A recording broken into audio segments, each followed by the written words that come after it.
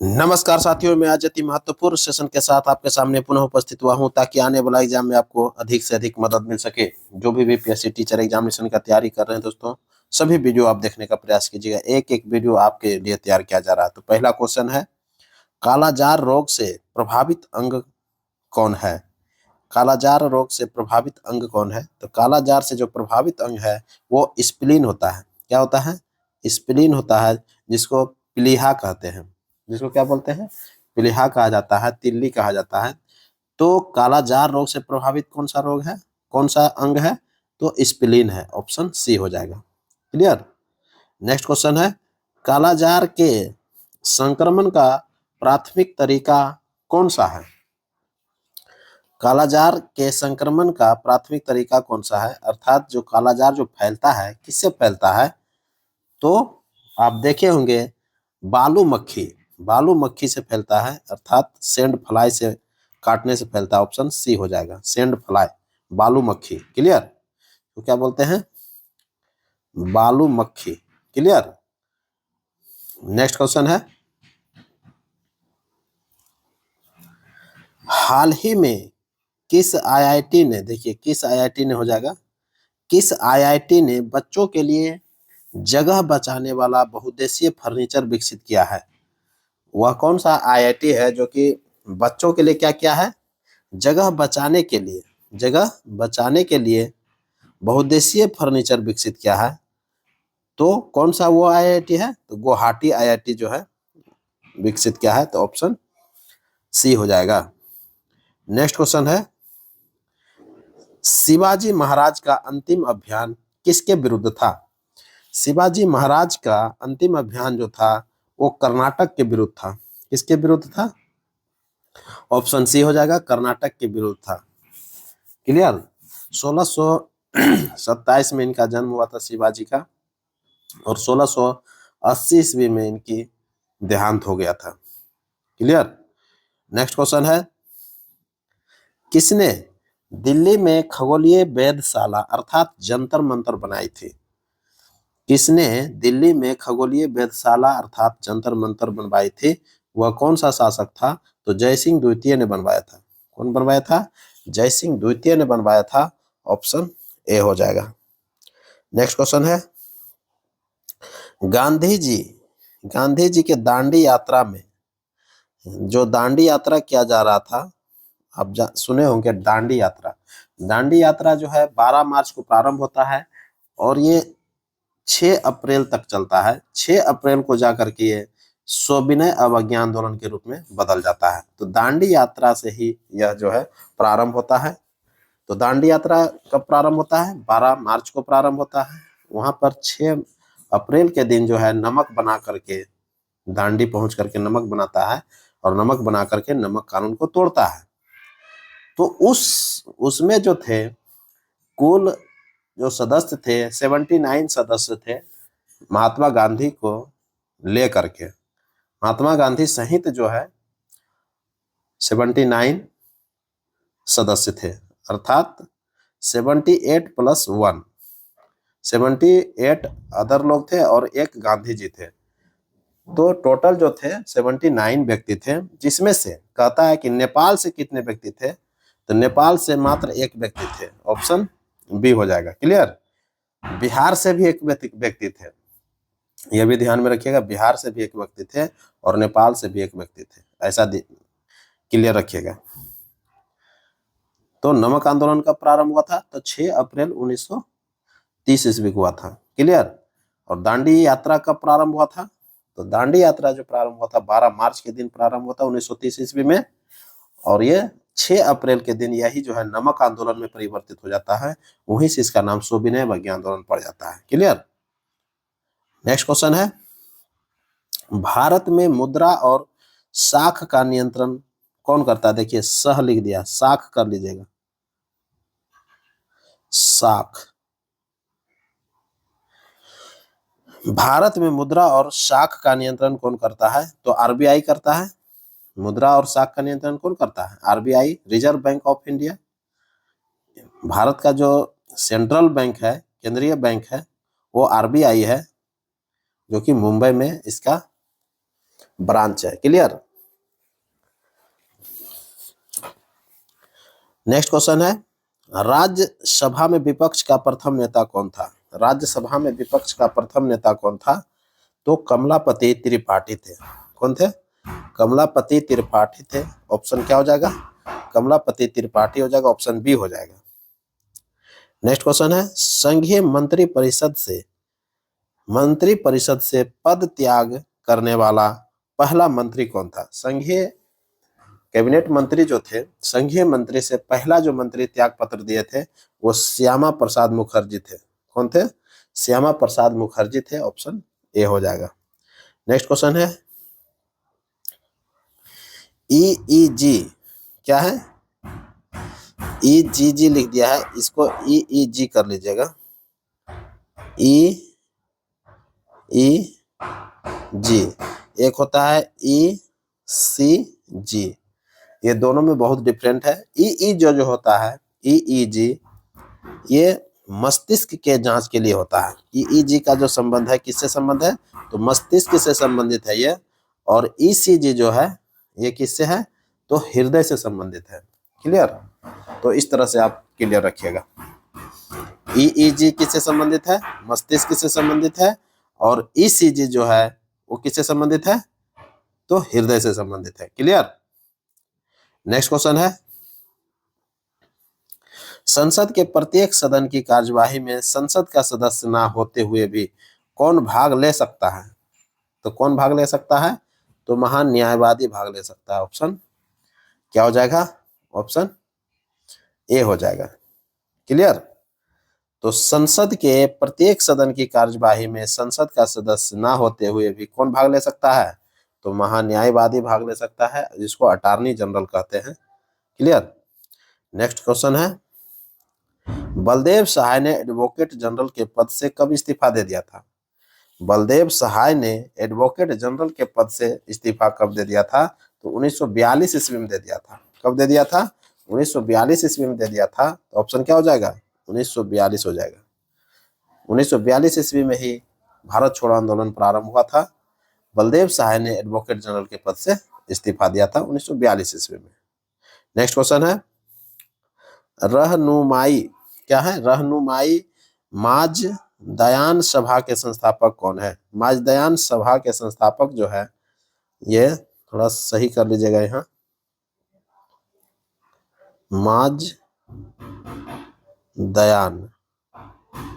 माजदयान सभा के जो संस्थापक थे रहनुमाई माजदयान, ये दादा भाई नौरोजी थे। ऑप्शन क्या हो जाएगा? ऑप्शन सी हो जाएगा। नेक्स्ट क्वेश्चन है, सबसे अधिक उम्र में प्रधानमंत्री पद पर आसीन होने वाला व्यक्ति कौन है? सबसे अधिक उम्र में प्रधानमंत्री पद पर आसीन होने वाला व्यक्ति कौन है? तो मोरारजी देसाई है। कौन है? मोरारजी देसाई है, ऑप्शन ए हो जाएगा। सबसे अधिक उम्र में प्रधानमंत्री पद पर आसीन होने वाला ये व्यक्ति है, तो ऑप्शन क्या हो जाएगा? मोरारजी देसाई। नेक्स्ट क्वेश्चन है, सर्वोत्तम किस्म के संगमरमर कहाँ पाए जाते हैं? सर्वोत्तम किस्म के संगमरमर कहाँ पाए जाते हैं? तो मकराना में पाया जाता है। ये मकराना जो है ये राजस्थान में पड़ता है। क्लियर। तो ऑप्शन क्या हो जाएगा? ए हो जाएगा, मकराना। नेक्स्ट क्वेश्चन है, कौन सा राज्य इंटरनेट के बुनियादी अधिकार बनाने के लिए, कौन सा राज्य इंटरनेट को बुनियादी अधिकार बनाने के लिए एआई, देखिए यहाँ एआई हो जाएगा, छूट गया है, एआई हब स्थापित करेगा? तो कौन करेगा? एआई हब जो स्थापित करेगा वो तेलंगाना करेगा। तो वह राज्य तेलंगाना जो है इंटरनेट के बुनियादी अधिकार को बनाने के लिए एआई हब का जो स्थापना करेगा। क्लियर। तो ऑप्शन ए हो जाएगा, तेलंगाना। नेक्स्ट क्वेश्चन है, भारत के उपराष्ट्रपति बनने के पहले डॉक्टर एस राधाकृष्णन द्वारा आधारित पद कौन था?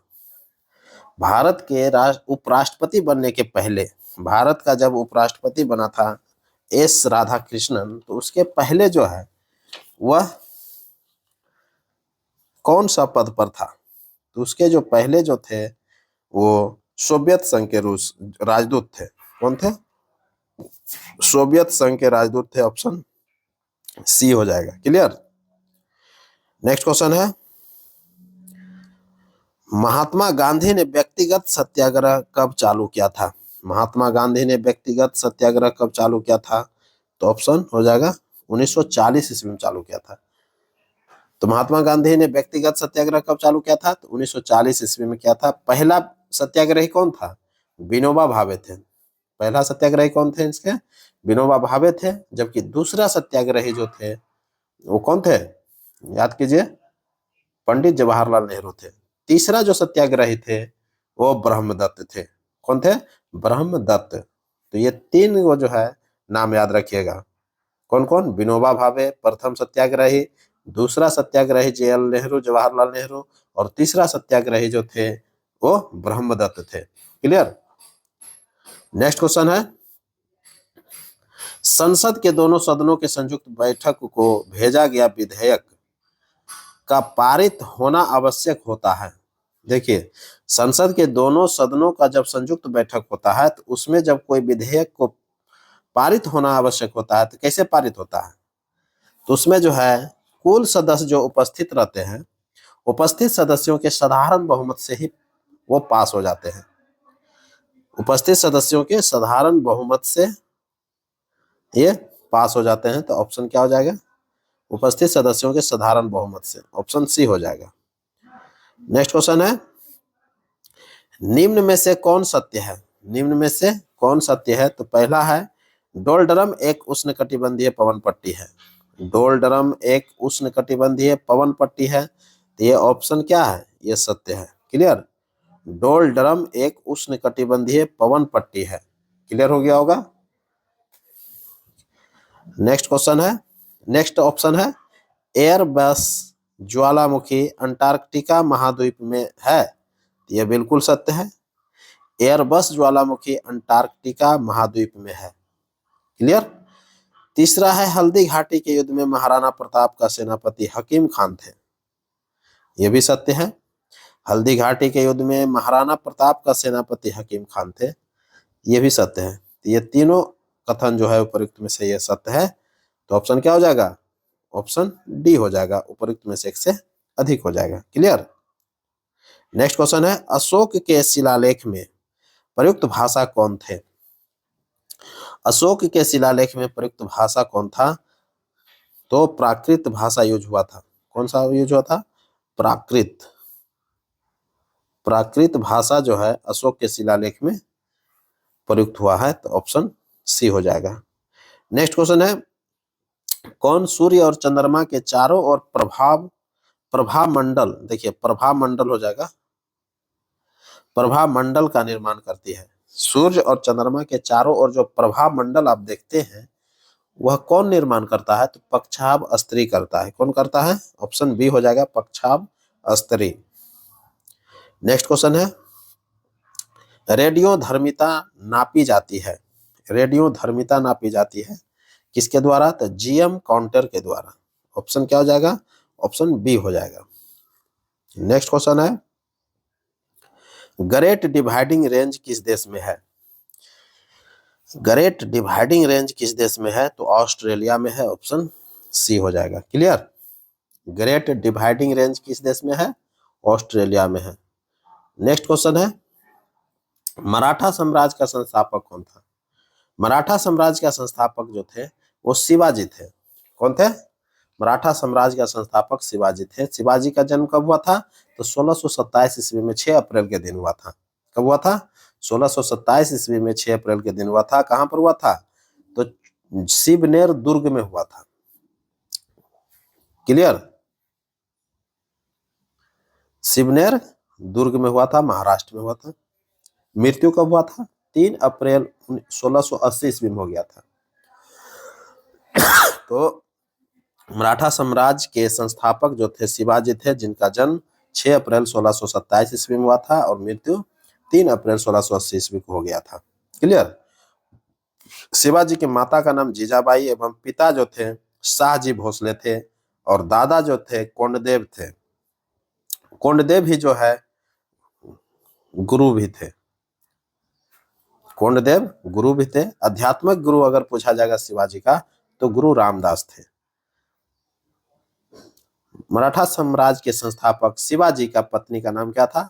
साईबाई निम्बालकर थी, जो 1640 ईस्वी में विवाह हुआ था। 13 वर्ष की अवस्था में मातृ में हो गया था। शाहजी भोसले की दूसरी पत्नी का नाम तुकाबाई मोहिते था। शाहजी भोसले ने शिवाजी को पूना की जागीर प्रदान कर स्वयं बीजापुर से रियासत में नौकरी कर लिया था। क्लियर? तो इस तरह से आप क्लियर रखिएगा। नेक्स्ट क्वेश्चन है अंतर्राष्ट्रीय गीता महोत्सव। अंतर्राष्ट्रीय गीता महोत्सव पहली बार किस देश ने मनाया है? तो ये श्रीलंका ने मनाया है दोस्तों। हाल ही में अंतर्राष्ट्रीय गीता महोत्सव मनाया गया है, किसके द्वारा? तो श्रीलंका के द्वारा मनाया गया है 2024 में। क्लियर? नेक्स्ट क्वेश्चन है महाकवि विद्यापति का जन्म कहाँ हुआ था? महाकवि विद्यापति का जन्म कहाँ हुआ था? तो ये बिस्फी दरभंगा में हुआ था। बिस्फी, ऑप्शन क्या हो जाएगा? बिस्फी हो जाएगा, ऑप्शन ए हो जाएगा, बिस्फी। क्लियर? ये उस समय के दरभंगा में पड़ता था। अभी वर्तमान में जो बिस्फी पड़ता है ये मधुबनी जिला में है। महाकवि विद्यापति का जन्म कहाँ हुआ था? बिस्फी में हुआ था। 1352 ईस्वी में हुआ था। कब हुआ था? 1352 ईस्वी में हुआ था। जबकि इनकी मृत्यु जो है 1448 ईस्वी में हो गया था। क्लियर? तो विद्यापति का जो रचना है वो पदावली, कीर्तिलता, इन सभी रचनाओं के कारण ये प्रसिद्धि प्राप्त हुए थे। श्रृंगार रस के कवि जाने जाते हैं। महाकवि विद्यापति को श्रृंगार रस के कवि के रूप में जानते हैं। मैथिल कोकिल के रूप में भी जाना जाता है। मैथिल कोकिल के रूप में किनको जाना जाता है? तो महाकवि विद्यापति को ही जाना जाता है। क्लियर? तो क्लियर हो गया होगा। तो अब इसी के साथ अब हमको इजाजत दीजिए।